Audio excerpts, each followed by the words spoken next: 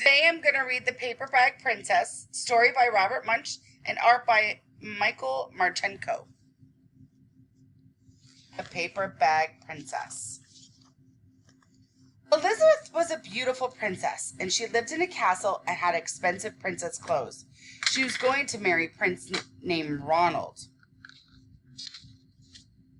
Unfortunately, a dragon smashed her castle and burned all of her clothes with his fiery breath and carried off Prince Ronald.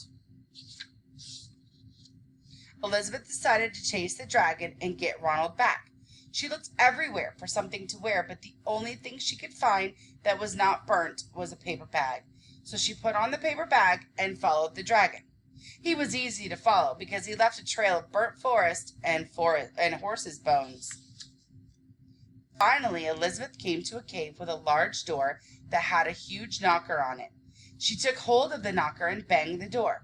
The dragon stuck his nose out of the door and said, "Well, a princess! I love to eat princesses, but I've already eaten a whole castle today, and I'm very busy, dragon. Come back tomorrow." He slammed the door so fast that Elizabeth almost got her nose caught. Elizabeth grabbed the knocker and banged the door again. The dragon stuck his nose out of the door again and said, "Go away! I love to eat princesses, but I've already eaten a whole castle today. I'm very busy, dragon. Come back tomorrow." "Wait!" shouted Elizabeth. "Is it true that you are the smartest and fiercest dragon in the whole world?" "Yes," said the dragon. "Is it true," said Elizabeth, "that you can burn up 10 forests with your fiery breath?" "Oh, yes," said the dragon, and he took a huge, deep breath and breathed out so much fire that he burnt up 50 forests. "Fantastic," said Elizabeth, and the dragon took another huge, deep breath and breathed out so much fire that he burned up 100 forests.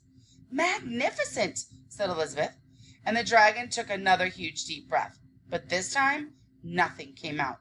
The dragon didn't even have enough fire left to cook a meatball. Elizabeth said, "Dragon, is it true that you can fly around the world in just 10 seconds?" "Why, yes," said the dragon, and jumped up and flew all around the world in just 10 seconds. He was very tired when he got back, but Elizabeth shouted, "Fantastic! Do it again!" So the dragon jumped up and flew around the whole world in just 20 seconds. When he got back, he was so tired, he was too tired to talk, and he laid down and went straight to sleep. Elizabeth whispered very softly, "Hey, dragon." The dragon didn't move at all. She lifted up the dragon's ear and put her head right inside.